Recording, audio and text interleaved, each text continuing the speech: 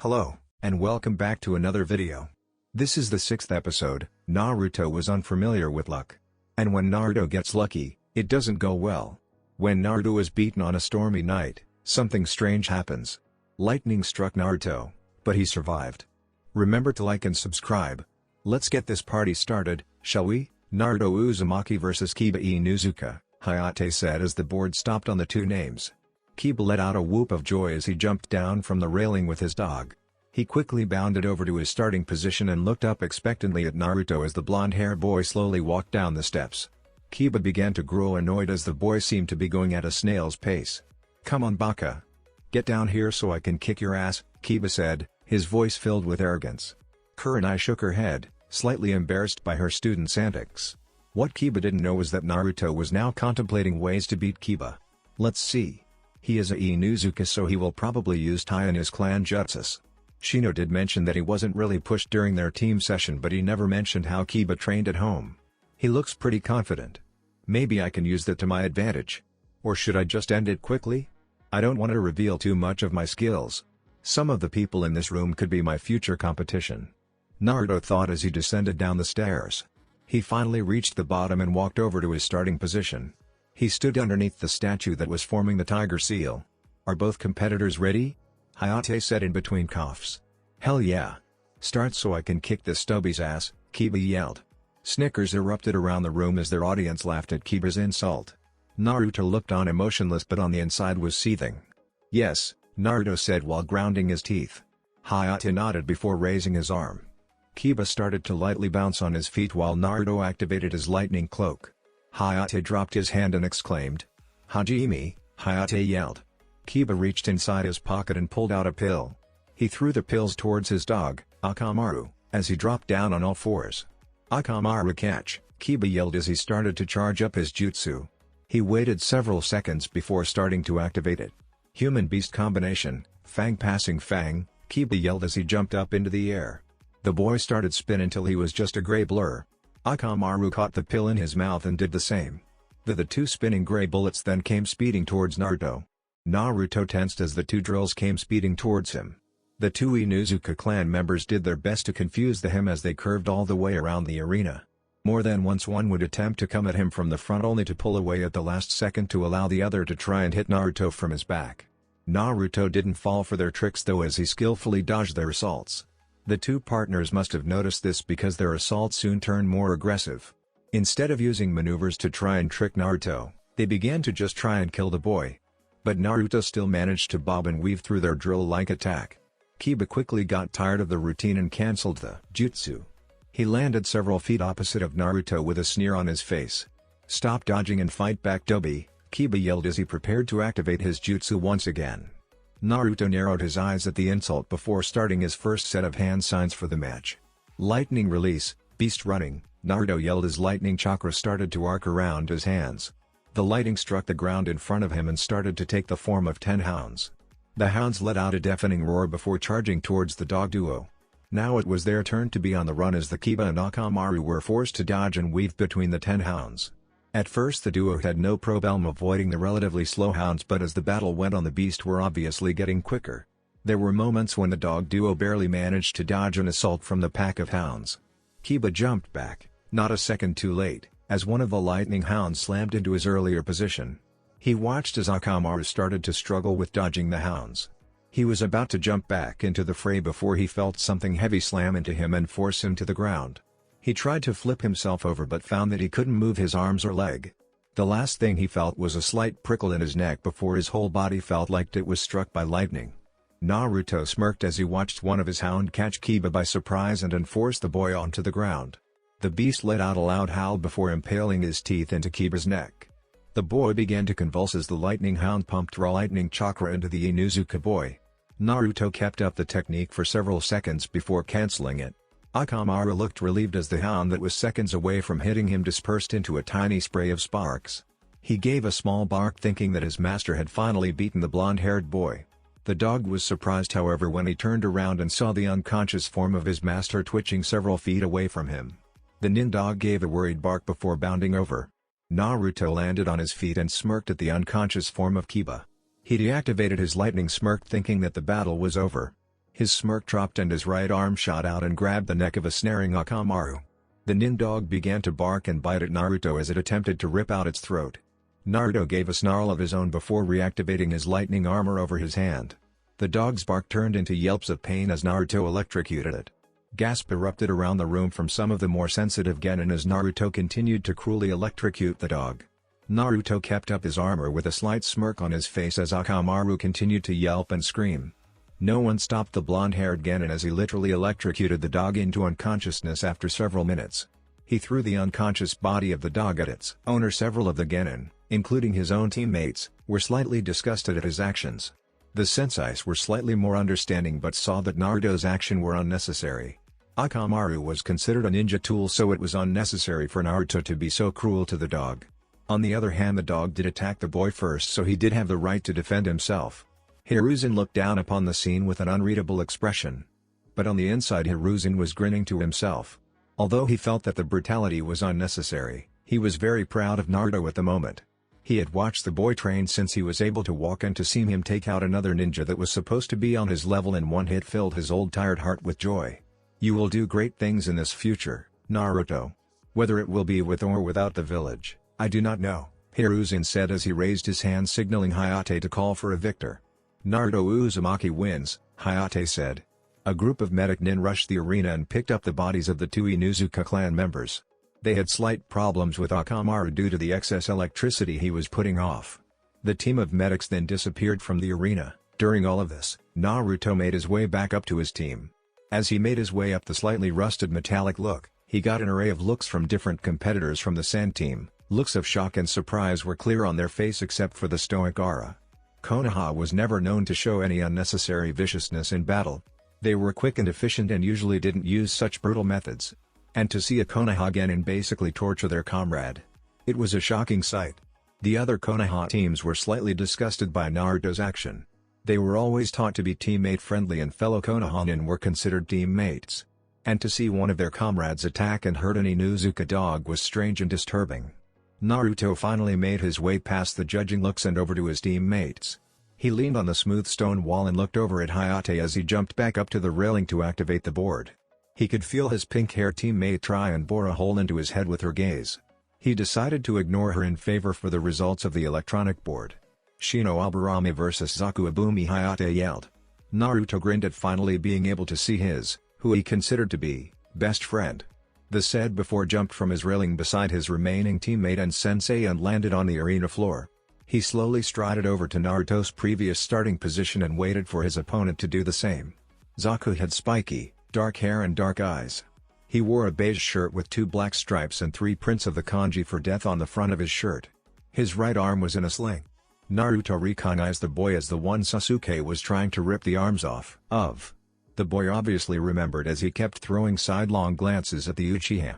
The Sound Genin made his way to a position opposite of Shino. The Sound Genin gave off a light smirk as he stared at the seemingly stoic Shino. To everyone else's eyes, Shino was as stoic as ever. Of course, if they ever had any personal relationships with him, they would have known he was trying his best not to rush over to Zaku and feast on him along with his destruction bugs. An internal battle against himself and his restraints was taking place as he waited impatiently for Hayate to start the match so he may feast upon the Sound Genin. Are both competitors ready? Hayate asked in between his coughs. Zaku and Shino nodded. Hayate raised his arm and looked at the two Chunin hopefuls. Then begin, Hayate said as he dropped his arm while jumping backwards. Zaku immediately tensed and waited the Aburame clan heir to move. He was being cautious due to his arm already being damaged. He was surprised however when the clan heir just stood in his earlier position. A confused look spread on the boy's face as Shino continued to stand still. Hey bug boy. Are you going? Zaku stopped when a literal wave of bugs spilled out of every orifice of his body. The bugs continued to pour out of the pore at an amazing rate, quickly filling the room in a matter of seconds. Zaku looked on in horror as Shino stopped spewing bugs. The bugs now filled over half the room with a loud, almost deafening buzz coming from them. Shino stood in the center of it all. If one were to look under his collar, they would see an almost crazed grin painted across his face. Shino started to run forward with his cloud of bugs following him. Zaku panicked and raised both of his arms, revealing that his right arm wasn't as injured as he made it out to be. He began to launch concentrated blast of air towards the bug. The blasts of air temporarily dispersed the bugs before they quickly filled in the cloud again. His blast began to become more erratic and wild as Shino began to get closer. Shino was 10 feet away from Zaku when Zaku began to aim his blast at the boy. The blast would slam against Shino's body and turn that part into a small cloud of bugs. The bug would then fly back into the Shino and fill back in. Desperation was clear in Zaku's eyes as he began to go through hand signs for his strongest jutsu. Extreme decapitating airwaves, Zaku yelled as he released a gigantic wave of pressurized air. The wave blasted back Shino and all of his bugs. The bugs went flying backwards and flew through the walls. Zaku looked on in surprise as all the bugs just flew through the wall and floors. "There, illusions?" Zaku said in confusion. His confusion soon turned into shock as a hand came shooting out from the ground and grabbed him by his ankles. The hand then pulled Zaku down in the ground until only his head was visible. "What the hell?" Zaku said out loud as he immediately started to struggle against his earthly restraints. He continued to struggle for several seconds before something made him stop. "Hey! What the hell are you doing down there?" Zaku said as he angled his head down to try to get a glance of what was touching him. His yells of annoyance soon turned into a slight yelp however. Hey! Stop that!" Zaku said. Onlookers looked on in confusion as Zaku started to scream for help as something apparently assaulted him from below ground. His screams began to gain volume as the mysterious force became more vicious. The onlookers grew surprised when Zaku started to cough up blood from the abuse. His screams began to gain a tone of desperation as he coughed up more and more blood. If possible, Zaku's screams increased in volume as what looked to be bugs started to appear in his mouth. Once everyone saw the bugs, it was obvious that it was Shino that was causing the Zaku to scream. Some of the weaker-willed Genin started to throw up as they realized that Shino's bugs were actually eating Zaku. At first it was almost unnoticeable, but as patches and patches of Zaku's skin seemingly disappeared, it was pretty obvious what was going on. Shino had his bug literally eat the sound Genin alive as he was half buried. Even some of the Konohanin were slightly disgusted with the Aburame clan heir's brutal technique. The Aburame clan were known to be cold and unfeeling, but they were never known to eat an alive and conscious opponents. And to see one of their clan members, their clan heir no less, do it was very disturbing. As more and more bugs started to appear around Zaku's revealed head, his screams started to become inaudible under the bug's angry buzz. Soon enough there was enough bugs to fully obscure Zaku's body from the rest of the room. Onlookers looked on anxiously, wanting to know if Zaku was still alive. Their anxiety was quelled when the bugs slowly started to recede into the now vacant hole that was located in the middle of the arena. The bugs continued to pouring into the hole until they were gone. Several seconds later, Shino casually walked out of the hole while in the process of raising his jacket to cover his face. If one were to look close enough, they would have seen the tiniest traces of blood dancing along Shino's lips. "Shino Aburame wins," Hayate said while in shock. Silence was the audience's response. No cheers, no boos, no praises, only silence. Shino took this silence as his cue to leave the arena. He disappeared, then reappeared next to his remaining teammate and sensei. The two almost unnoticeably flinched when the bug expert appeared next to them. Almost any normal person would have missed their slight flinch. But unfortunately for them, Shino was not a normal person. "Did my actions disturb you, Hinata-san and Kurenai-san?" Shino asked in his regular stoic way of talking. The two women hesitated for several seconds before Hinata answered the boy with a question of her own. "Did you eat that boy, Shino?" Hinata asked. Shino remained quiet for several seconds as he looked down at the arena. He was specifically looking at the hole that Zaku once occupied. No one had noticed, too shocked by Shino's performance, but the sides of the hole were painted with blood. "Yes, I did. Of course I allowed my bugs to partake in my meal too. I felt that the boy held a real threat level, so I decided to get rid of him. Plus my bugs and I was slightly famished. I decided to, as they say, kill two birds with one stone," Shino said in a completely flat tone. The people around Shino, including Kurenai and Hinata, were taken back by the casual tone of voice he used when talking about eating someone. "I can see that my actions seem to offend you. I will take my leave now. I see where I am not wanted," Shino said while pushing up his glasses. He briskly walked away from his stunned teammate and sensei and over to one of the only people he truly trusted, Naruto. "I see that your team took it well," Naruto said. Shino gave an almost silent hum before leaning against the wall directly next to Naruto. "Yes, well, I doubt most people would take one of their teammates eating another person well," Shino said with a hint of sarcasm in his voice. Naruto let out a short chuckle at his friend's sarcasm. "I wouldn't call your performance the most civilized thing either. I could tell that Akamura was in a lot of pain when you were electrocuting him. Shino said as the arena was finally fixed. He heard Naruto scoff beside him at his comment. "Are you really comparing me torturing a dog to you eating a live human? Shame on you, Shino," Naruto said. Shino let out one of his rare chuckles. The sound was really rough. You could tell that the boy didn't use it often. After the field was repaired from Shino's performance, Hayate hopped back up to the board switcher. He flicked the switch and sent the board panels twisting and turning. After several seconds of tension-filled silence, the board gave a ding after choosing two names. Hinata Hyuga vs Neji Hyuga. Hayate announced the results.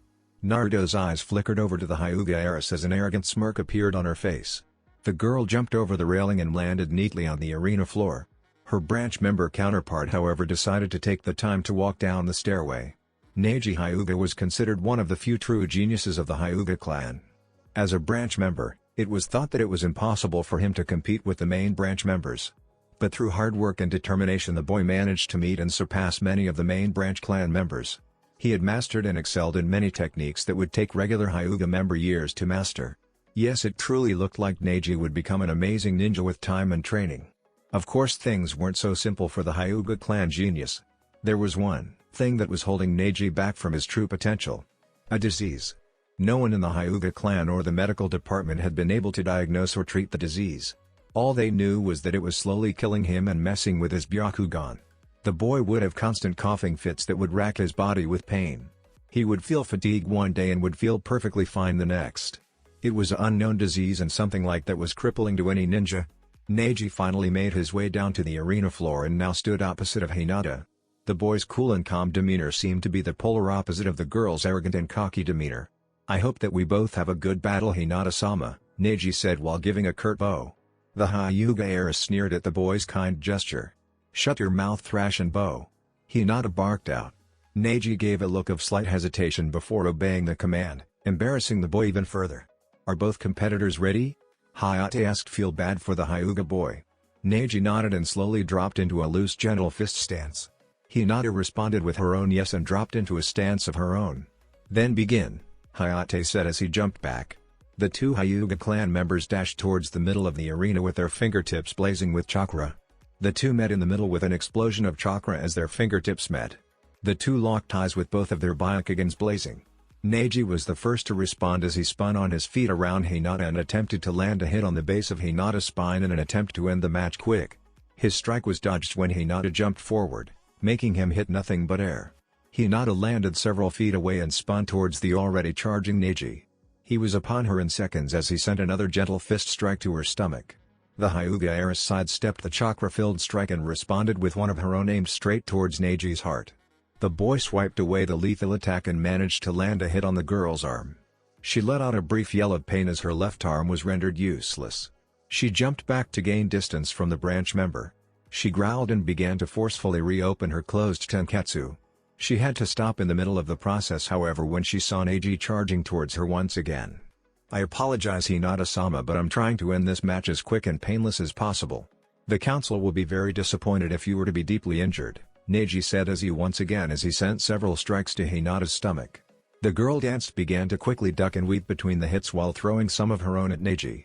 Unfortunately, because of her temporary handicap, Neji ended up countering and dodging each one of her attacks. Neji dodged another one of Hinata's strikes before landing a hit of his own on her right leg. She let out a yell filled with anger and frustration as she was forced to drop down to one knee. Neji took a step away from the heiress and stared at her down form. "I recommend that you give up now, Hinata-sama, or I will be forced to close more of your tenketsu," Neji said as he returned to his loose opening stance. Hinata sneered at the boy before yelling. "I will never forfeit to a branch member like you," Hinata said. Neji let out an almost silent sigh before dropping down into a more crouched stance. "I apologize, Hinata-sama." While he did sound apologetic, the tone did not reach his eyes. The Hyuga branch member charged forward and began his technique. 8 trigrams, 30 TWARG. Neji began to scream unexpectedly in the middle of his technique. The boy fell to his knees as his screams became worse and worse. Neji tore off his headband to show a strange seal on his forehead. The seal was currently glowing with a sickening green color and was the source of Neji's distress. He began to claw at the seal as the pain became worse and worse. If everyone wasn't so focused on the pained Hyuga boy, they would have saw Hinata kneeling on the ground holding a strange hand sign. The girl continued to hold the hand sign as Neji's pain screams filled the room. "Hyuga-san, that is enough." Hiruzen's voice filled the room as he released his killer intent upon the girl. Hinata was forced to drop the hand sign as the sheer force of the third Hokage's killer intent slammed into her. To her, an invisible force took hold of her body and started to try and squish her into the ground. Neji's scream turned to exhausted pants as his mind was released from the torture of the Hyuga branch family seal. His last thoughts were filled with spite and despair as he fell unconscious. Hiruzen kept up his killer intent for several seconds after Neji fell unconscious before relieving it. The Hyuga heiress visibly relaxed as she was once again able to breathe. Hinata Hyuga wins. Hayate hesitated slightly with announcing the victor of the match. The Hyuga heiress gave an arrogant smirk as she was quickly carted away by several medic nin. Silence filled the room as Hayate jumped back up to the electrical board. "Well, that was interesting," Naruto stated after witnessing the matchup between the main and branch family. Shino shook his head in agreement as the two watched Hayate once again flip the switch to the electrical board. "Yes, Hinata has become more vicious since her academy days. I've heard that the council has taken over her training and that is the reason for her viciousness," Shino said as the board just got finished spinning. "And, for the sake of the readers and myself, I will be skipping the rest of the match. Don't kill me." See, the winners of the second Chunin exam stood down in the middle of the arena excluding Sasuke and Hinata. The rest of the matches went by quickly without a large number of debilitating injuries except for one. Rock Lee's arm and leg were rendered useless due to a very vicious attack by Gaara. According to the medic nin, he wouldn't be able to continue his ninja career. Hayate walked in front of the winners and placed a box in front of them. He stood next to the box as he started his explanation. "The third Chunin exam will be similar to the second part. You'll be pitted against each other in a 1 versus 1 tournament-style competition. To choose the order of the matches, you will pick a number from this box," Hayate said as he pointed to the box next to him. He then gestured towards Naruto to come pick a number. 1, Naruto said. 3, Shino said as he picked his number. 8, Gaara said in his usual monotone voice. 4, Kankuro said. 6, Shikamaru said. 5, Tamari said. Hayate nodded as Tamari picked her number. Since Hinata and Sasuke are not present at the moment, their senseis will be choosing for them, Hayate said while gesturing towards Kakashi and Kurenai. Kakashi stepped forward and dug his hand into the box. 7, Kakashi stated in his usual bored drawl. Thought if one were to look beyond Kakashi's bored demeanor, they would have known that he was going through an uncountable amount of strategies for Sasuke. The boy would have to face a bloodthirsty Jinchuriki that could control sand, and he would definitely need the training to combat the crazed Sand Genin. 2. Kurenai was in a similar state of mind as she started to analyze Naruto's and Hinata upcoming match. She knew that the blonde-haired Genin definitely outclassed the Hyuga heiress in everything. And Hinata wouldn't be able to get lucky and use a seal on Naruto. "You all have a month to prepare for your matches. I recommend that you either start training or start learning up on your enemies," Hayate said. "You're now allowed to leave with your sensei or have one of our special Anbu transport you back into the village," Hayate said before disappearing in his own sunshine. One by one the remaining Genin left from the arena until only Naruto, Hiruzen and Kakashi were left in the arena. Hiruzen jumped down from his platform and landed before his two ninja with a kind smile on his first. "Naruto-kun, I have to say that I am very proud of you. You managed to take down your opponent quickly and efficiently without revealing too much of your skills. You already have an advantage over the other Genin in the third Chunin exam," Hiruzen said. Naruto gave a small smile, feeling a small amount of happiness at the compliment. "As reward for doing so well, I have something for you in my office," Hiruzen said before turning to Kakashi. "You are welcome to come and watch," he said to Kakashi. The third Hokage then offered his hand to the Genin and Naruto took it. The three remaining Konoha ninja disappeared from the arena in a flurry of leaves. The trio reappeared inside of the Hokage's office in a flurry of leaves. Naruto quickly started to stumble from the motion sickness the sunshine sometimes granted to extra passengers. The boy quickly recovered from his slight stumble and looked up towards the now seated Hokage. The boy gave a slightly embarrassed smile before noticing that there was a man standing next to the Hokage. "You," Naruto said as he instantly unsealed dozens of his weapons and sent him flying towards the man. Jiraiya didn't know what to expect when he met his best student's son. He was hoping that the boy was similar to Minato and would instantly warm up to the Toad Sannin. Of course he wasn't expecting to be threatened by several dozens kunai and shuriken. The Toad Sannin quickly dove to his right, allowing the weapons to slam harmlessly in the wall. "What the hell, brat?" Jiraiya said as he popped up out of his role. Naruto didn't respond as he quickly ducked towards the Toad Sannin with 2 kunai in hand. The Toad Sannin managed to grab the boy's arm, restraining him in the process. "You get your filthy toad hands off me so I can gut you and offer your entrails to Shiroi-sama," Naruto said as he struggled against the Toad Sannin's strong grip. The man's sweat dropped at the boy's rather vivid proclamation of his death. "Naruto-kun, please calm down," Hiruzen said while unleashing a bit of his ki. The blonde boy continued to struggle against the Toad Sannin's grip for several seconds before stopping. The boy sighed and dropped the kunai from his grip. The Toad Sannin took this as a sign that Naruto had stopped attempting to kill him and let him go. And of course that was a massive mistake. Jiraiya fell to his knees as Naruto's fist implanted itself firmly into his genital region. The fact that the fist was covered in lightning chakra didn't help the man at all. "You come near me again and I'll make sure you won't be able to use them again," Naruto whispered into the kneeling man's ear before the man dropped onto the floor. Naruto stepped back and grinned as he watched the Toad Sannin roll on the floor while clutching his genitals. The third Hokage sighed before giving a light chuckle at his wayward student's antics. "Now that you two have greeted each other, we can start this meeting," Hiruzen said. Jiraiya popped up off the ground as if he hadn't just taken a chakra-enhanced punch to his balls. How he did, Naruto did not know. "It seems like you two already know each other, so I'll skip the pleasantry and get straight down to it. I'm here to tell you about your heritage," Hiruzen said while growing serious towards the end. Naruto stiffened at the mention of his heritage. The identity of his parents had been an issue that had bothered him for quite some time. As an orphan he grew up without the knowledge of the people who birthed him. While Naruto tried not to reminisce on the subject, he always wondered whether his parents had abandoned him when he was born, not wanting to deal with the chore of raising him as a container. "The reason I have Jiraiya here is because your parents are Minato Namikaze and Kushina Uzumaki, the yellow flash and red-hot habanero of Konoha." Lightning flashed across the sky of Konoha, illuminating it in a sickly yellow and white light. A massive storm was bypassing the village hidden in the leaves, causing the turbulent weather. If one were to look closely, they would see a tiny figure sitting on top of the gigantic Hokage monument. The figure sat on top of the monument looking to the village. Another lightning strike flashed across the sky, throwing light onto the figure. The newly named Naruto Namikaze was revealed to be the one sitting on the monument. His long spiky blonde hair flowed freely in the fierce winds the storm was producing. His electric blue eyes were pensive as he stared out upon his home village. It had been several hours since Hiruzen revealed to him who his parents were. Naruto couldn't say he wasn't surprised. Shit, he was still reeling from the shocking news. As a child he always thought his parents were just the average throwaway ninja. And to know now that his father was the fourth Hokage and his mother was an S-rank ninja was shocking to the young teen. The news of his parents' identity had sent the boy spiraling down a staircase of emotions. Joy, hate, anger, fear, they were just a small number of the multitude of emotions he felt. Joy that he finally knew who his parents were. Hate at the fact the villagers hated the child of their supposed hero. Anger at his father for sealing the Kyuubi inside of him, thus sealing his fate. And finally fear. Fear at the knowledge of the might of his father's enemies. Minato had managed to gain the hate of a whole nation. That nation was also considered to be the only hidden village that was thought of being able to even compete with Konoha. And if they ever found out that their most hated person in the elemental nations, they would go through hell just to kill him.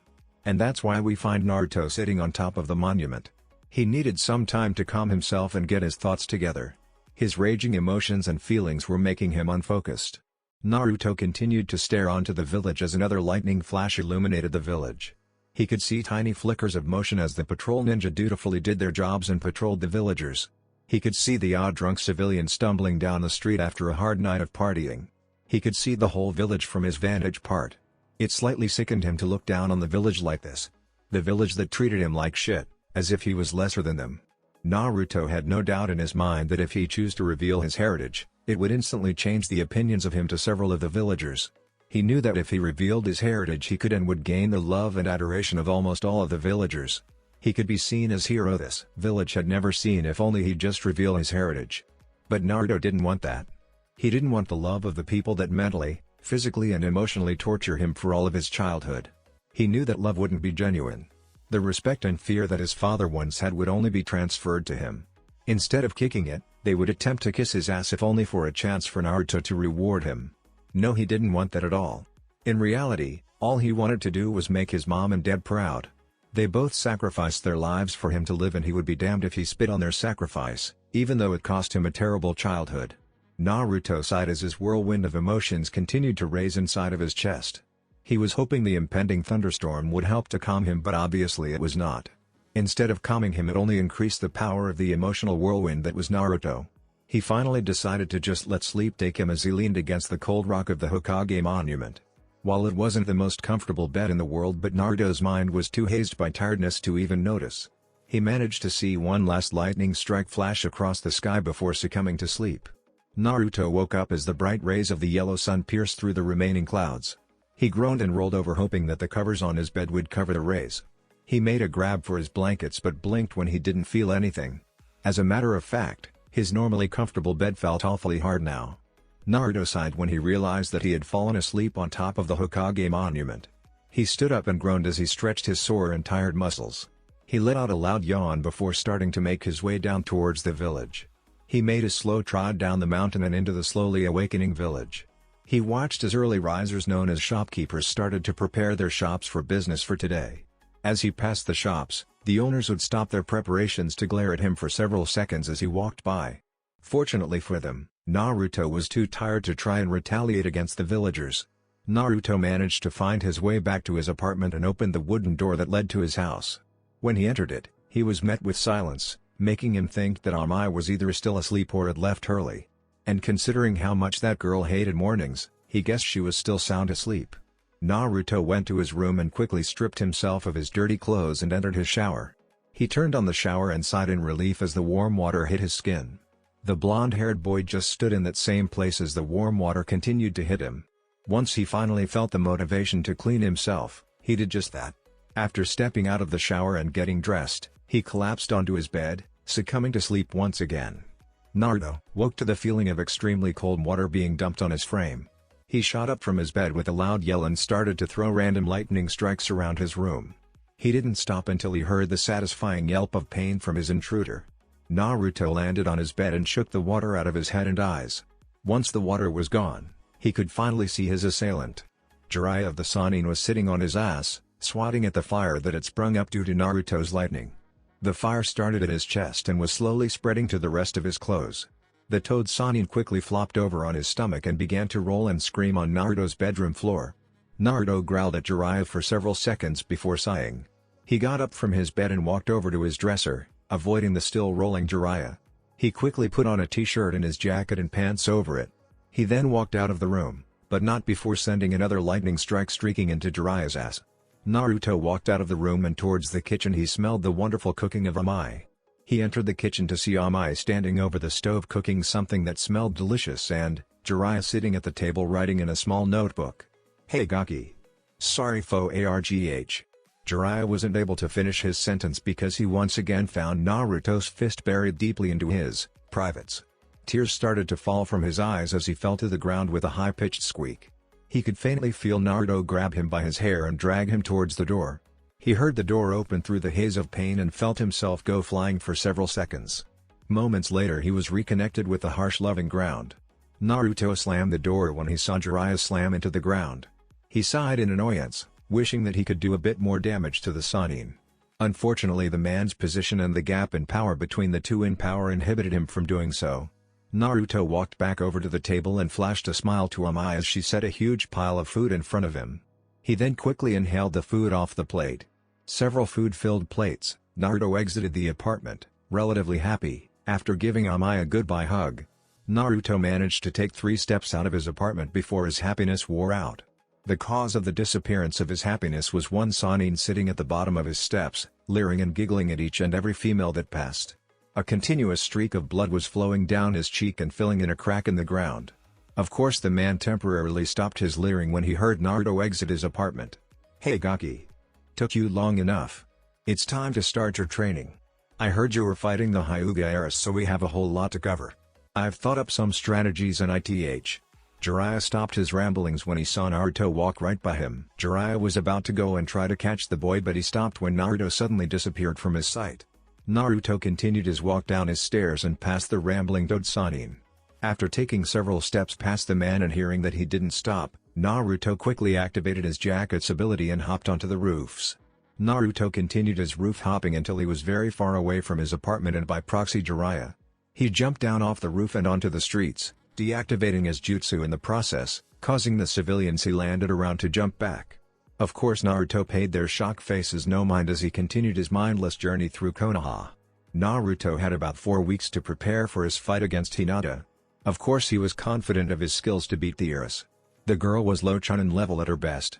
He was plenty sure that even his most basic attacks would be able to soundly beat her. And it was partly because of this reason that Naruto wasn't training his ass off. The other part was laziness and pain. Although he didn't really show it during the preliminaries, Naruto was still slightly suffering from the Kusanagi's poison.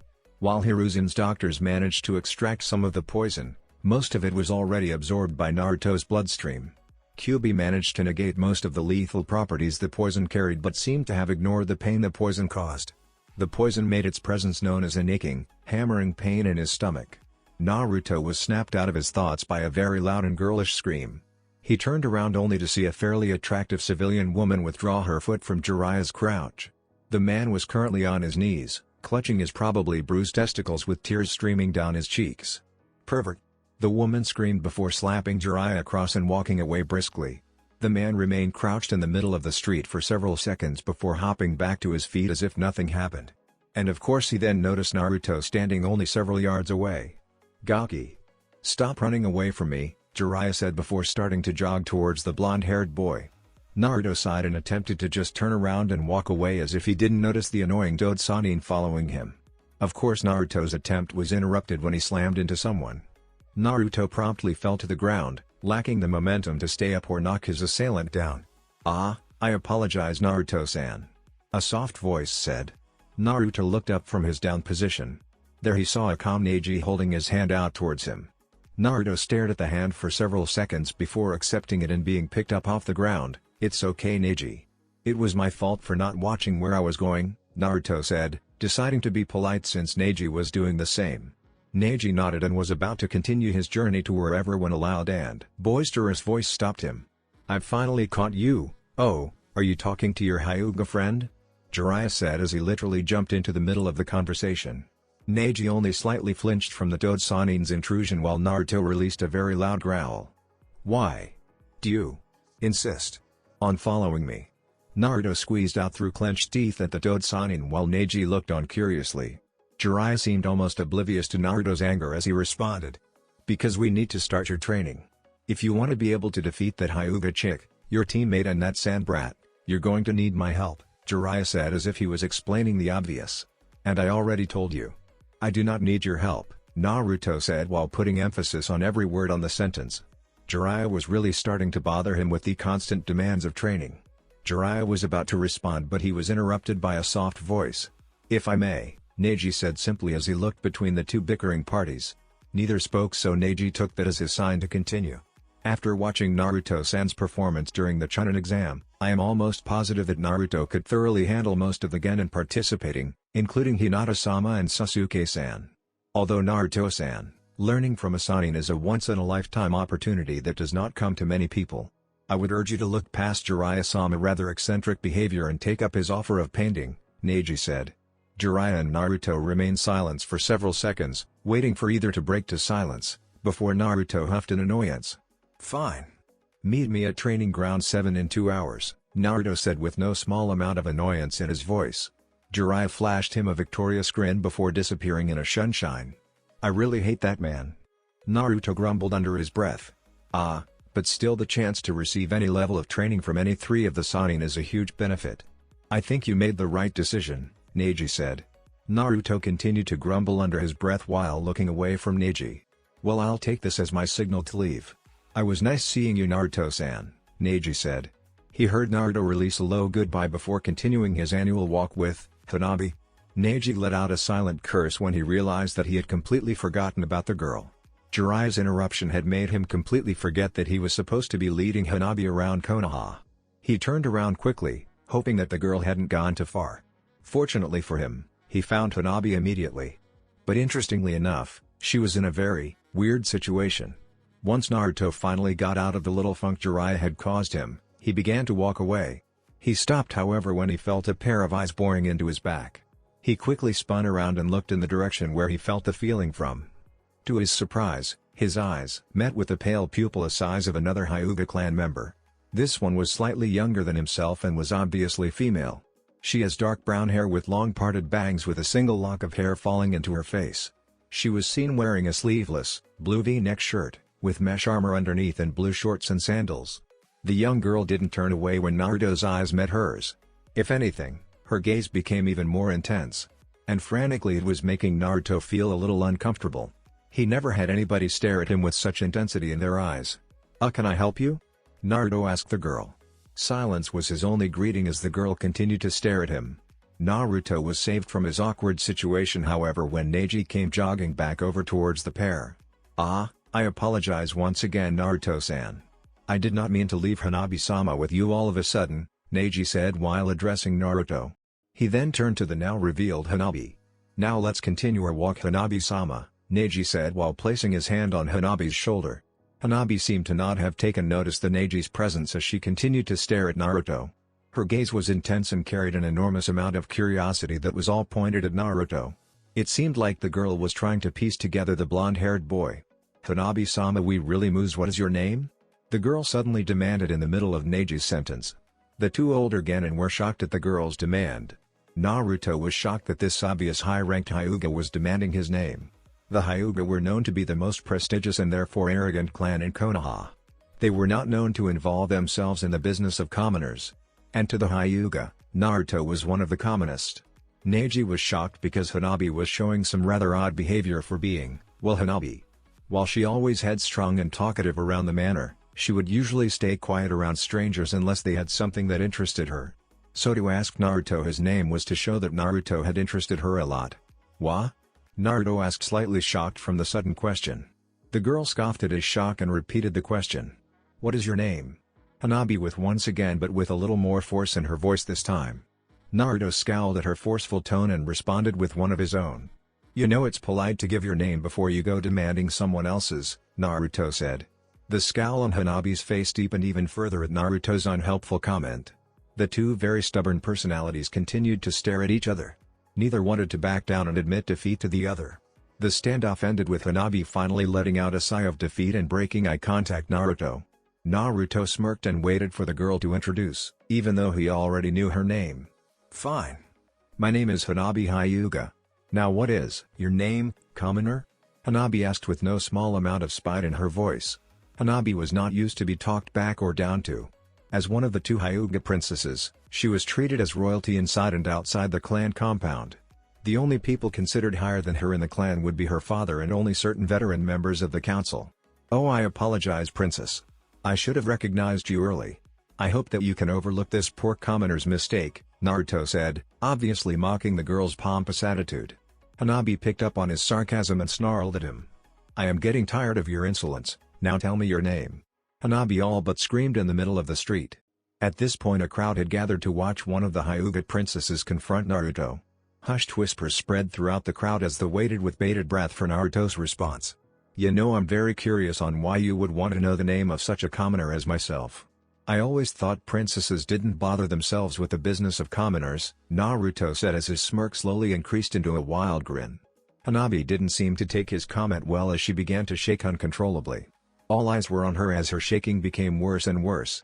People were beginning to worry when she didn't stop shaking after 2 minutes. Neji was about to check up on Hanabi when she suddenly stopped shaking. He stared at the still girl for several seconds, weary of her next actions. And of course her next actions completely justified his weariness. Naruto had to admit, he was not expecting the girl to launch her small frame towards him. She had activated her Byakugan with no one noticing. Her fingertips were blazing with chakra and were now aimed at his heart. With the amount of chakra she was pumping in her fingers, if she landed her hit Naruto would suffer some serious damage. Hanabi let off a small grin as her attack landed squarely on Naruto's. She watched with her Byakugan as her chakra spread through her target. A small frown replaced her smirk when she saw Naruto's heart just suddenly stop. Panic became clear on her face when she saw Naruto's organ to slow to a stop. To the outside person's view, Hanabi landed her attack. Naruto suddenly stiffened up and let out an airless gasp. The boy looked like he was releasing a painful silent scream before he collapsed to the ground.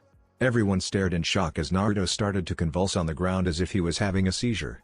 Neji's Byakugan came blazing on as he dropped to his knees in front of Naruto. He began to scan over the boy's organs. His panic increased even further when he saw that his heart was already failing and the rest of his organs were in the process of shutting down.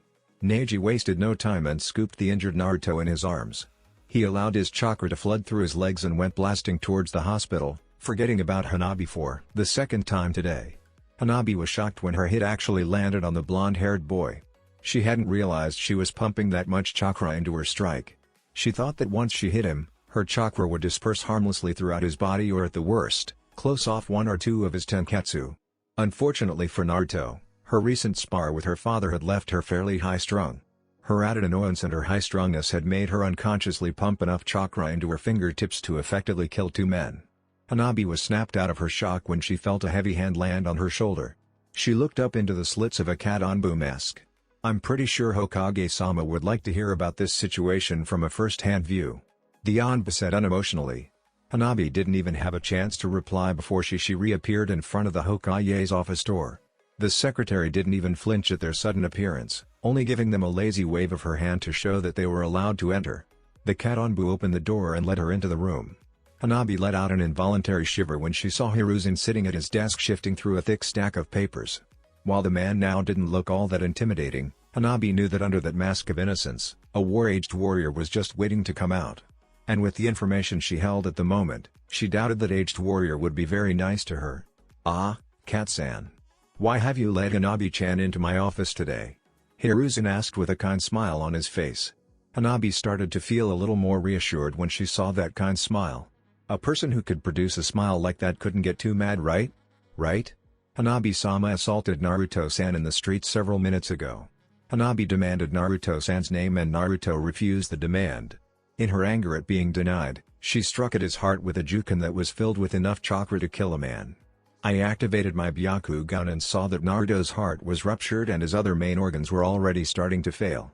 Before I could escort him to the hospital, however, Neji-san, who was before escorting Hanabi-sama through the village, beat me to it and sprinted towards the hospital with Naruto in hand.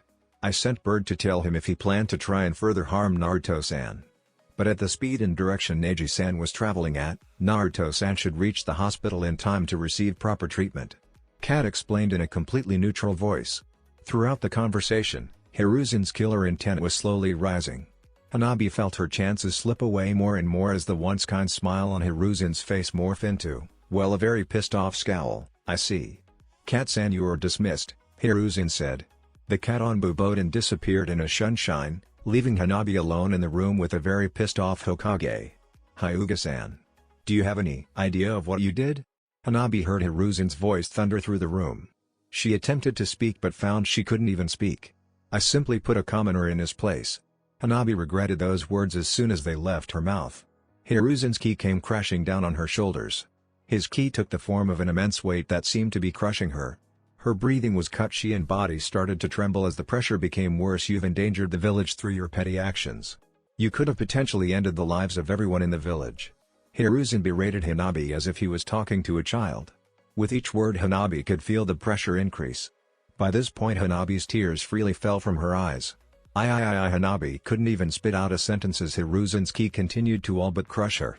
She could feel her breath start to shorten and swore that blackness started to seep into her vision. "I should kill you where you stand." Hiruzen's cold voice ripped throughout the room. Hanabi swore that her very heart stopped when she heard those words from the usually benevolent third Hokage. Throughout all of her visits to the Hokage's office, she had never heard the man speak so harshly. This wasn't the kind old man that would give her little bits of candy when she was young. No. This was the legendary god of Shinobi, veteran of 3 great Shinobi wars, and he was now very pissed off with her. "But unfortunately I cannot."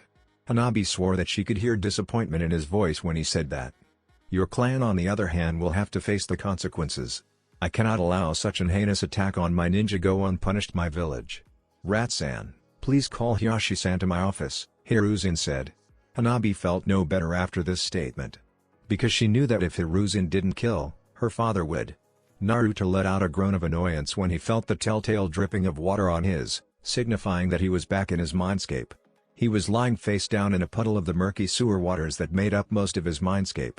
Naruto suddenly jumped up frantically. He heard the pissed-off growling of the Kyuubi. He looked up and stared into the eyes of a rather pissed-off and chained-up Kyuubi. "Oh, I forgot I left you like that," Naruto said as he watched the fox try to break his restraints. You forgot? When I get out of these things, I'm going to enjoy tearing you limb from limb before eating you. The Kyuubi all but yelled at the boy. Naruto didn't seem too worried about the Kyuubi's threat though.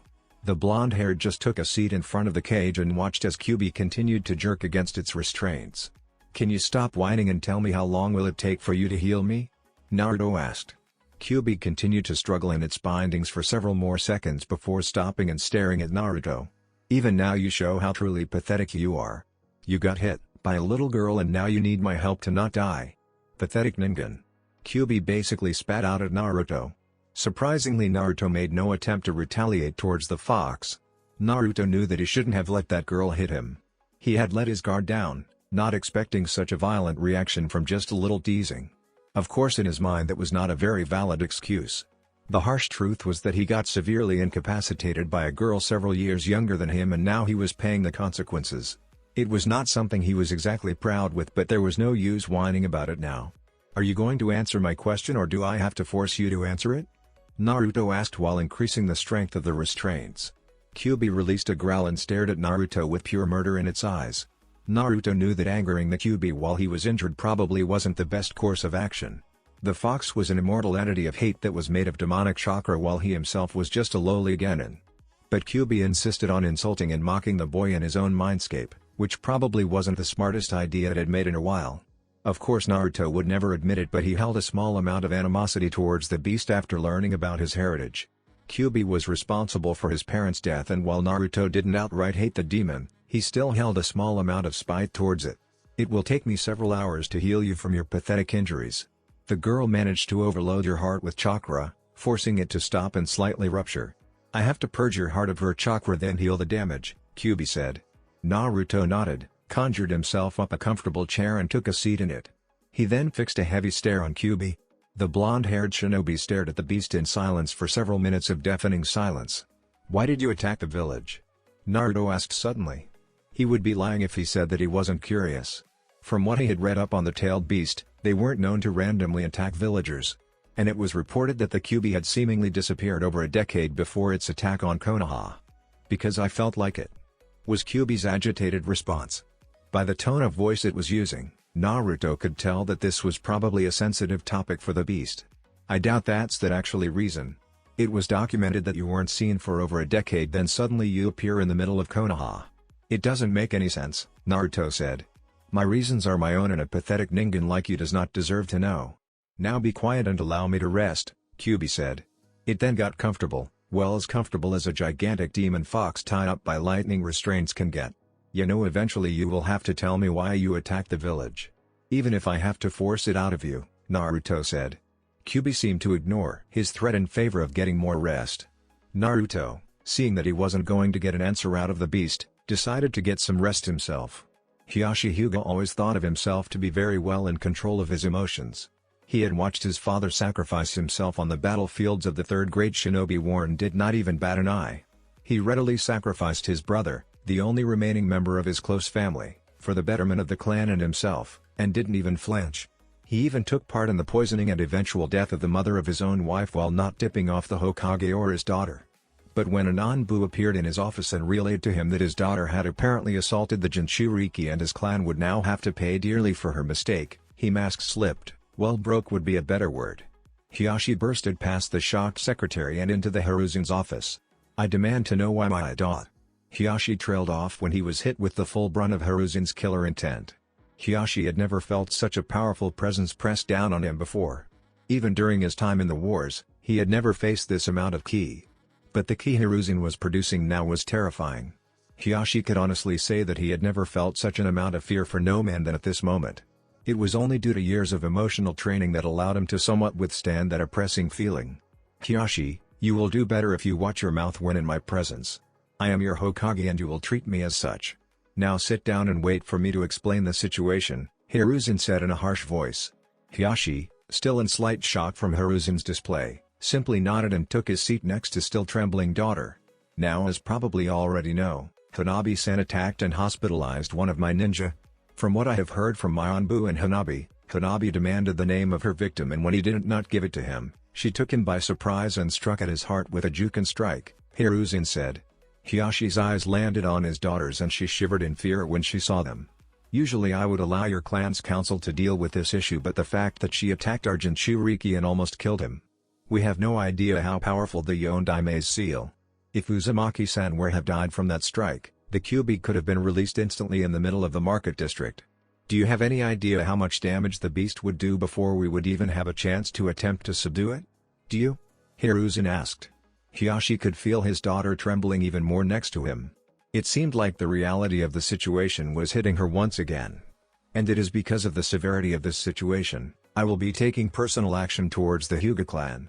Your funding will be cut by 50% for the next month. Hanabi-san will have her psyche evaluated and will serve community service for a month. During this time period, she may not receive training from the academy. Hiruzen finished off with a neutral voice. Hiruzen, you cannot be serious. I will not allow my CL. Hiyashi was silenced once again when a crushing ki was forced upon him. He suddenly found his legs shaking and his breath shortening as he stared into the eyes of a very pissed off Hiruzen. That is Hokage-sama to you, boy.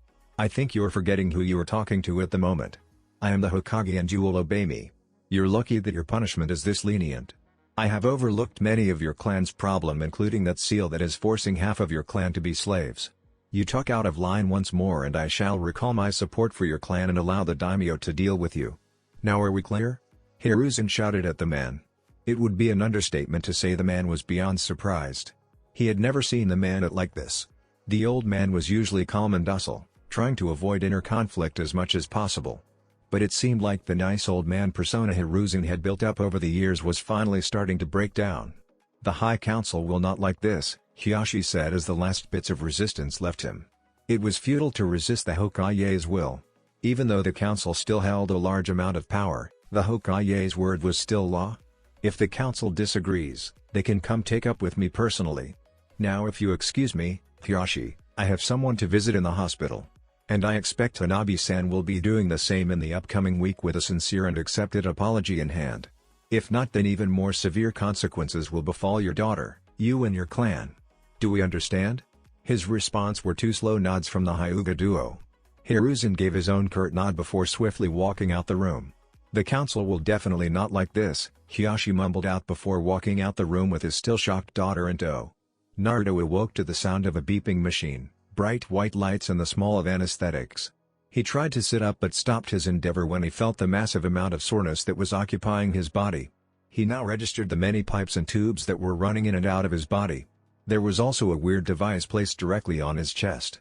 Damn, that girl must have really done a number to me, Naruto said.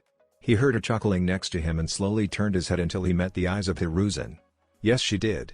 I have to say that I was surprised when one of my Anbu reported that the great Naruto Uzumaki had been hospitalized by a girl several years his junior. I was even more surprised to learn that one of my top genin could have potentially died because he became lax in his defenses, Hiruzen said with a slight tone of teasing in his voice. Naruto gave a weak smile towards the man before forcing himself to sit up through the pain. Well, how do you think I feel? Here I was, walking down the streets, enjoying my month before the final part of the Chunin exam when I meet this girl. I start teasing the girl and all of a sudden I get a Juken strike to the heart, Naruto said while pointing towards the weird device on his chest. The Hokage let out a short chuckle before taking a seat in the chair next to Naruto's bed. Yes, I heard that Hanabi-san caught you by surprise. Although when I got here, I didn't expect to hear that you suffered so much damage.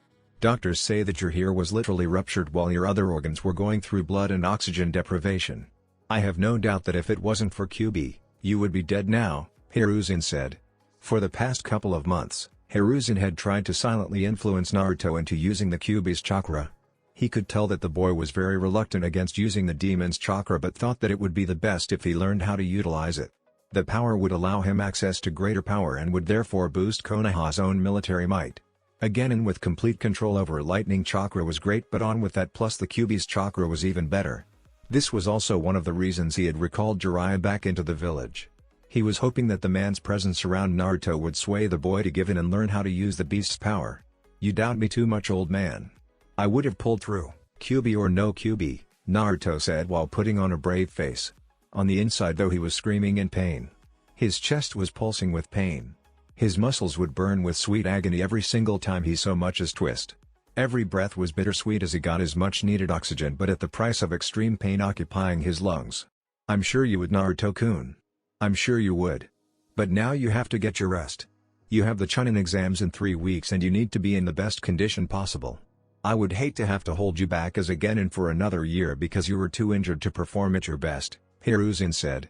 Naruto started to chuckle as if the Hokage had just made a joke. You wouldn't do that now, would you? Naruto said while chuckling. Silence was his answer for several seconds as he watched Hiruzen slowly glide towards the door. Old man? Naruto said hesitatingly as Hiruzen quietly opened the door while ignoring the boy. He then slammed the door shut, leaving a slightly terrified Naruto in his bed. He wouldn't do that, would he? Naruto said. The boy sat in the room for several minutes in almost complete silence. The only sound stimulus he had was the repetitive beeping of the intricate machines he was hooked up to. Well, this is boring, Naruto said out loud.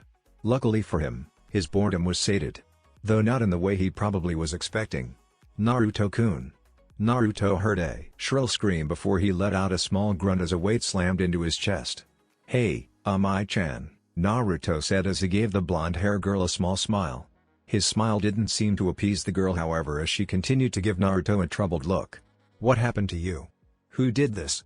I'll kill them for hurting my Naruto-kun. Amai's voice gained a deep and gravelly tone towards the end. Naruto released a sweat drop at the behavior of the normally docile girl. In order, I had my heart pumped to the brim with chakra, apparently one of the Hyuga heiresses, and I would not advise killing her. I'm pretty sure her clan wouldn't take too kindly to that, Naruto said, though it didn't look like his warning got through the girl. I don't care if she is the goddamn Hokage himself, no one hurts my Naruto-kun. Amai proclaimed as her voice took on the deep and gravelly tone that slightly creeped Naruto out. Though he allowed a small smile to grace his face when he saw the girl show such concern over him. As a child, no one had ever shown the amount for him that Amai was doing right now.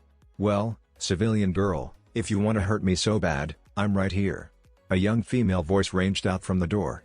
Naruto turned his head and let out a small groan when he realized who was standing at the girl. Amai would definitely not like this. Amai slowly twisted her head towards the doors and met eyes with the smirking Hanabi. The two girls stared at each other for several seconds while Naruto sat nervously in between the two. Suddenly Amai broke the silence when she released a loud scream and launched herself towards the Hyuga heiress, using Naruto's chest as a springboard.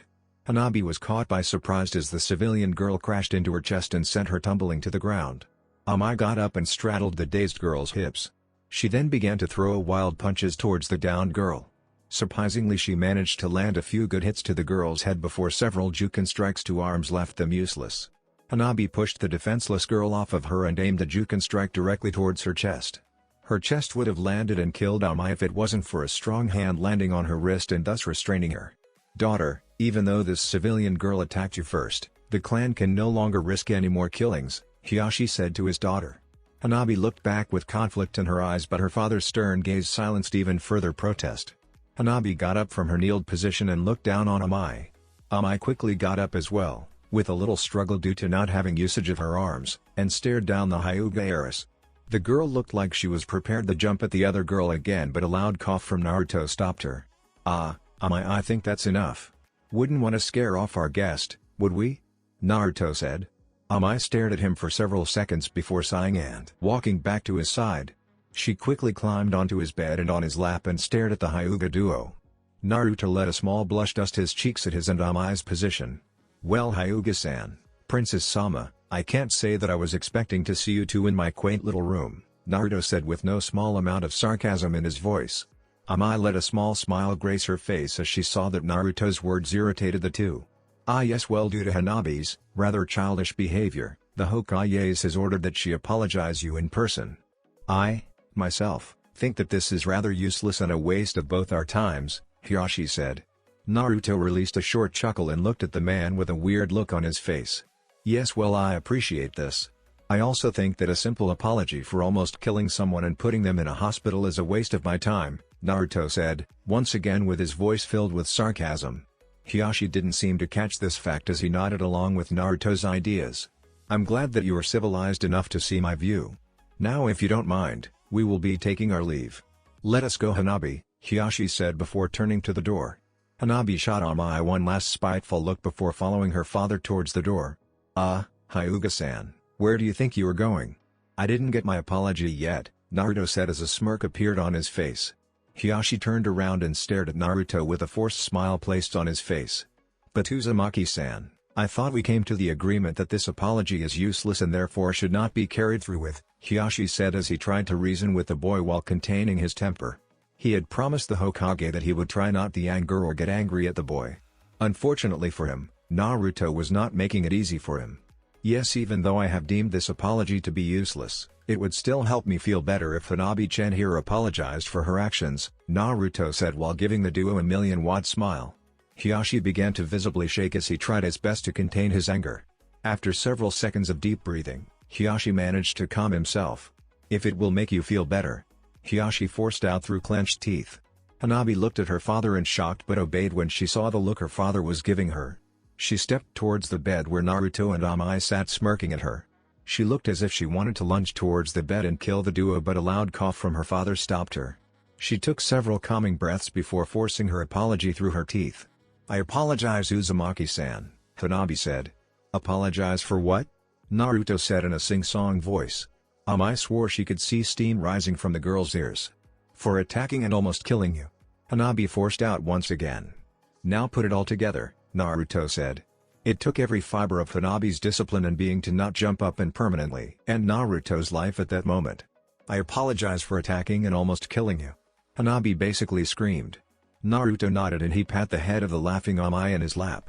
"Good, now that that is over we will be taking our leave," Hiyashi said as he tried to pull his daughter out of the room lest she kill the boy. "I would be happy to let you leave, but we still have a problem," Naruto said as a smirk played along his lips. Now it was Hiyashi's turn to try and control himself lest he also try and kill the boy. He slowly turned around and looked at the boy with barely restrained rage in his eyes. "And what would that problem be, Uzumaki-san?" Hiyashi forced out. Naruto's smirk evolved into a grin as he watched the clan head attempt to contain himself.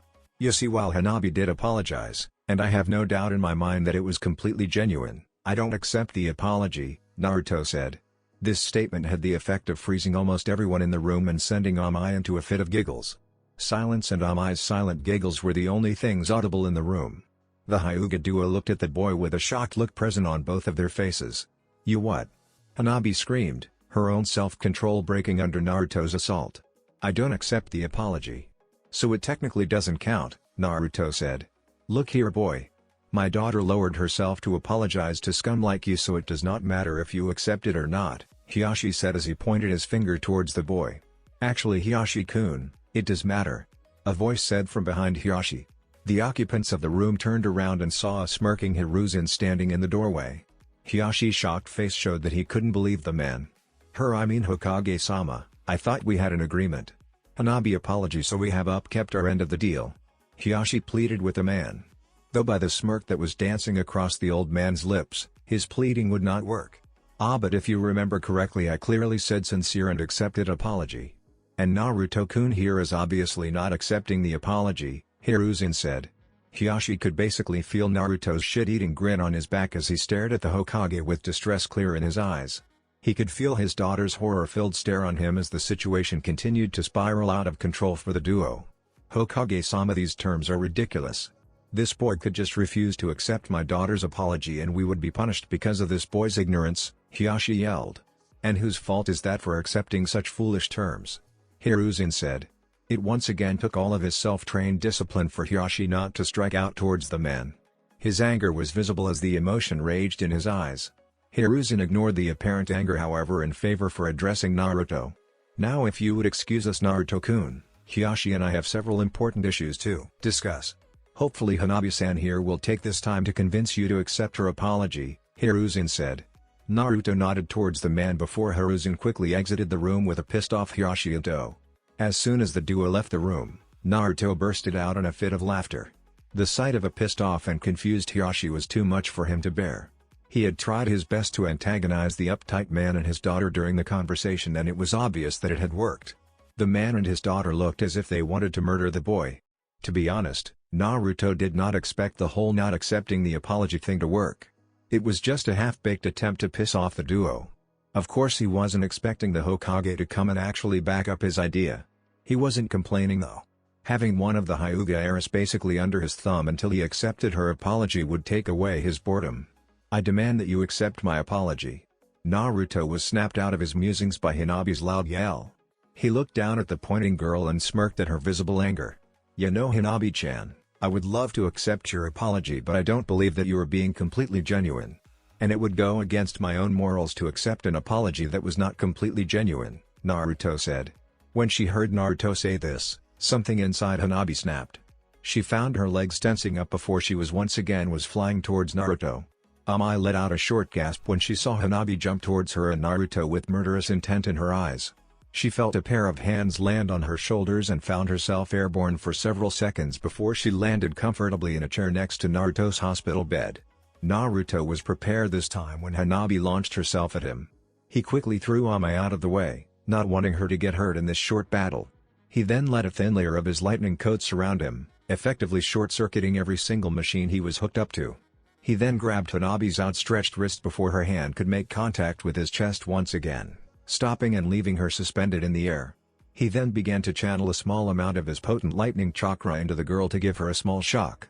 Hanabi let out a small scream of pain as she felt Naruto give her a small shock. The small pain for the shock, however, was overshadowed when she felt her back slam on the hospital wall. She began to let out small whimpers as a throbbing pain popped up in her head and on her back. "I don't really care if you put my life in danger because I know I can kill if I so please, but if you ever put Amai's life in danger again, I will make sure even your dear father won't be able to recognize. Do you understand?" Naruto said while staring down at the now admittedly scared girl. Hanabi quickly nodded her head, trying to appease the pissed-off Naruto. "Good. I'm glad that we have come to an agreement. Now let's go, Amai. This hospital is too stuffy for my taste." Naruto's personality doing a complete 180 after seeing Hanabi nod. He stood up from the bed, detaching any wires or tubes that were still connected to him. He then began to walk towards the door to his room, oblivious to the blush that was slowly spreading on both of the girls' faces. Naruto stopped at the door, noticing that no one was following him. He quickly turned around and stared at the blushing Amai who was still in the chair. "What's wrong, Amai-chan?" Naruto asked the blushing girl. He heard her release a squeak before pointing in between his legs. Naruto looked down and realized that he was naked and his penis was now dangling between his legs, exposed to the world. "Oh. Didn't realize that I was naked," Naruto said while scratching the back of his head. This seemed to be the last straw for Amai as she fell to the ground unconscious, with a giant nosebleed while mumbling so big. Naruto sweat dropped at the unconscious girl and shook his head at her. He quickly ran over to the side of his bed where his clothes lay in a neat pile. After putting them on, he quickly scooped up Amai in a bridal style. He got to the door once again before stopping and turning to the still blushing Hanabi. "If you really want me to accept your apology, meet me at my house in 3 days. And no, I won't tell you where I live. Found it out yourself," Naruto said before disappearing through the hallway, leaving Hanabi, blushing and slightly scared in his hospital room. Jiraiya let out a small whimper as the pain in his testicles wouldn't go away. He let out one last whimper of pain before he was swept away by blissful unconsciousness. Naruto slammed the door shut as the perverted Sanin fell unconscious on his doorstep. He sighed before turning around and heading back to his backyard to continue his training. As soon as Jiraiya heard that Naruto had been hospitalized, and by a girl 2 years his junior, he had rushed over to his house to tease him. Of course he did not take into account that Naruto wasn't in the best of moods and reacted violently to the man's teasing. And by violently, I mean chakra-enhanced lightning-covered punch to the nuts violently. Naruto had just been in the process of increasing the potency of his lightning cloak when the Sanin landed in his backyard.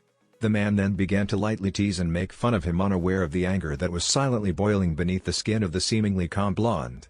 Jiraiya released one last particularly spiteful comment before he found Naruto's fist deeply planted in his privates. Seconds later he found himself being dragged through Naruto's home by his long spiky mane. Through the haze of pain that was painfully situated over him, he heard a door open before he was roughly thrown out of the house. "Stay off of my property unless I give you permission to do otherwise. And with the way you have acted, that will never happen," Naruto said before slamming the door on the moaning Sanin. Naruto made his way back to his backyard to continue his training. After his rather humiliating defeat at the hands of the snake Sanin, Naruto knew that he needed to increase his training. He had been severely outclassed by the man in almost every aspect in combat. While he knew that he could soundly defeat some if not most Jonin in the village, the difference between Jonin and Sanin was immense. Naruto returned to the tree that had several fist-shaped imprints on it. These imprints were the early fruits of his new technique. He got this idea in his short stint at the hospital. Apparently the hospital staff was using a type of machinery that sent small electrical pulses into the muscles of paralyzed or disabled ninja.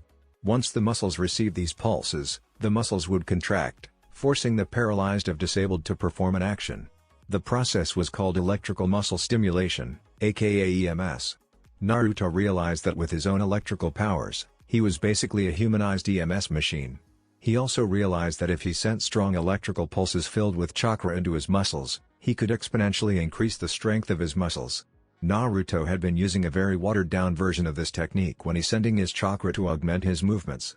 But by combining even more lightning chakra and using it in short, powerful and precise pulses would result in better effects. Unfortunately, all techniques have their drawback and weaknesses.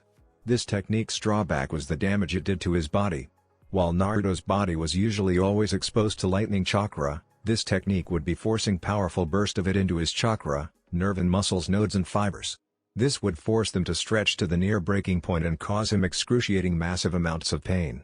Fortunately for him, the human body was a wondrous thing. Eventually, with enough stimulation, his chakra and muscle system would adjust to the technique. Naruto took a calming breath and stared down the offending tree. He then started to send small surges of his lightning chakra into his arm. He felt the appendage move on his own accord and slam into the tree. A noticeable shock wave spread across the backyard as the Naruto's fist sent the tree tumbling to the ground. Naruto let out a yell of triumph at the success of his technique. His yell of success soon turned into a yell of defeat as an excruciating pain ripped through his whole right arm. He fell to the ground clutching the appendages as he spouted out every single curse known to man. Amai giggled as Naruto continued to spout out his curses. This was not the first time Naruto had found himself in this position. The first time Amai had rushed out of the house, worry evident in her eyes. But after seeing Naruto repeat the process over 50 times, she was officially numb to the worry. Now the only thing she felt was amusement as Naruto continued to curse the heavens. Naruto got up from the ground only seconds later, seemingly fully recovered. The dull pulsing pain in his arm did not compare to the feeling of success that was flowing through his system. While it was a hollow victory at the moment due to the amount of pain the technique caused him, it was still a victory. Hopefully, after practicing for a couple more days, he would be able to see the technique without the drawback. If not, well, he had a trump card now. "Ah, Uzumaki-san, it is good to see you as lively as ever." A soft voice rang out through the backyard. Naruto turned, saw that Neji was now standing in the training ground with an impatient Hanabi by his side. The boy held a small smile as he stared at the blonde-haired Shinobi. "Neji-san, I did not expect you to see you here. I never got a chance to thank you for rushing me over to the hospital. Without you, the little princess over there may have really killed me."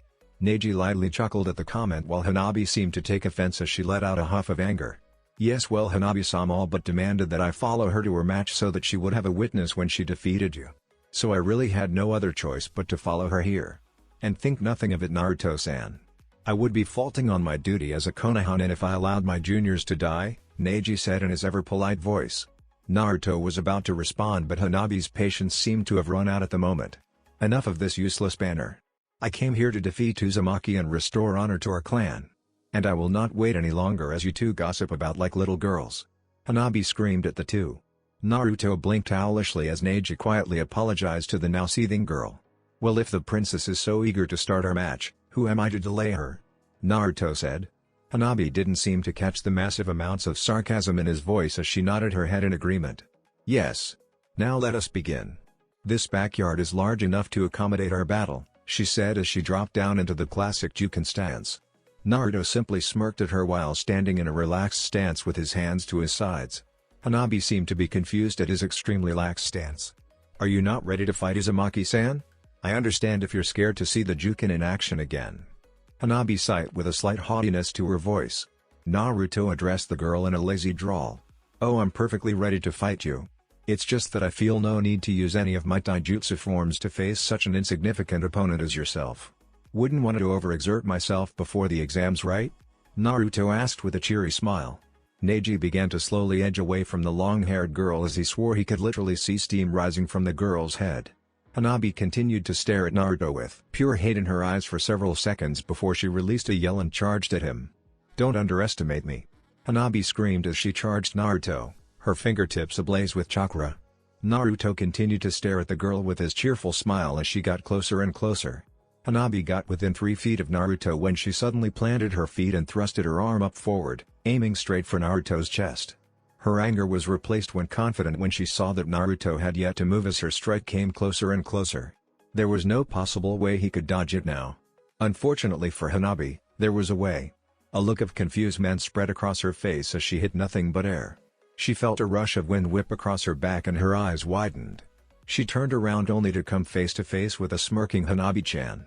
"You missed, Hanabi-chan," Naruto said while poking the girl's nose. The girl released a very dog-like growl before launching herself back at Naruto. But even with the two being in such a close vicinity, Hanabi still only hit air.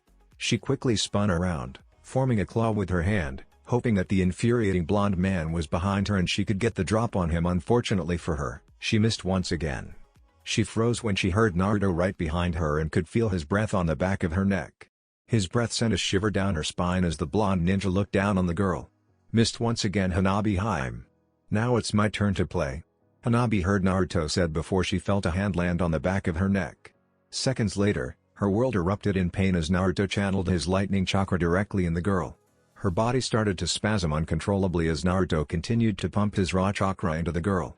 He kept up the treatment for several seconds before releasing his hand from the girl's neck.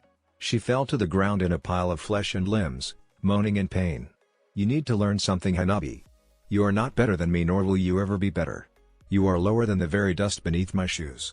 The next time you want to attack me, just know that I will end you. I will happily watch as the life and hope drain slowly from your eyes as you beg helplessly for me to stop. I am not one of your spineless clan members. I will not hesitate to cut you down like the weakling you are. I will laugh when your father tries to get retribution. I will spit on your grave as your sister spouts all matters of curses at me. Hyuga member or not, I will end your pathetic existence," Naruto said before turning around while dusting imaginary dirt off his hands. He gave a slight nod towards Neji before heading over to the curious Amai. "Let's go, Amai-chan. Wouldn't want the princess to see me when she finally gets up," Naruto said. He was surprised however when he saw that Amai had not gotten up. She was staring wide-eyed at the spot of his recently thought-to-be-ended battle. Naruto turned around and stumbled upon a shocking sight. Hanabi was now standing, albeit on wobbly legs. Her breaths were obviously labored, her eyes were half shut and she looked like she was about to collapse. But in those half-lidded eyes, he saw something he didn't expect to see in the arrogant young heiress. He saw a great fire of determination burning in her eyes. The same determination he saw in his own eyes on a daily basis. "I told you not to underestimate me," Hanabi yelled before charging Naruto again with even higher speeds. The girl managed to get halfway to Naruto before she fell to the ground unconscious with another Naruto standing behind her. "I have to admit that she surprised me with her determination, but like I expected, she lost. Tell her that she is free to come back and challenge me when she gets better." "Goodbye, Neji-san," Naruto said before continuing his walk back to his house. Neji gave a very curt bow before walking over to Hanabi and throwing the girl over his shoulder. He nodded towards Naruto and Amai before disappearing into the foliage that surrounded Naruto's home. Naruto entered his home and immediately headed towards the kitchen, feeling slightly famished from his training and fight with Hanabi. He froze however when he saw who had managed to see their way into their system. "Hey ga!" Jiraiya had to stop to scream in the middle of his sentence when a miniature lightning bolt came speeding out of Naruto's extended fingers towards his head. He ducked under the table and heard the lightning bolt slam into the wall behind him. "I'm beginning to think you have a death wish, Tode-sanin. If you continue to trespass on my property, I'll make sure you will regret it," Naruto said in a cold tone of voice. "Aw, don't be like that. I just wanted to see how my favorite blonde-haired shinobi was doing living in a house alone with a girl. A little too young for my taste, but who am I to judge your preferences?" Jiraiya said before immediately having to dodge a barrage of lightning bolts. "Calm down. Calm down. I came here to talk about some training." That was the wrong thing to say as the intensity of the lightning bolts increased. Jiraiya found himself hard-pressed to dodge the miniature bolts of death, finding himself in weird positions and tight places. "As I have stated before, I will not accept training from one who follows the way of the toad. My earlier admission to your training was just a way for me to get you out of my hair. But obviously you didn't pick up on that," Naruto said as he continued his assault on the man. "What do you have against the toads anyway, Gaki? As far as I know, they have done nothing to you." Naruto's assault suddenly stopped as he stared at the Sannin. "Let me jog your memory." Jiraiya's eyes widened when he saw Naruto go through the hand signs for the summoning jutsu. A puff of smoke filled the room and temporarily blinded the two ninja. Several loud growls came from the smoke as it slowly started to exit the room. Jiraiya of the Sannin, it's such a pleasure to meet you. A voice said from within the smoke. The last bits of smoke exited the room, revealing the three panthers that once laid hidden within the smoke. Aw fuck. That's it for this video. I hope you all enjoyed the video. Don't forget to like the video, subscribe to the channel, and follow me on my other social media accounts. Anime God here, and I'm signing off.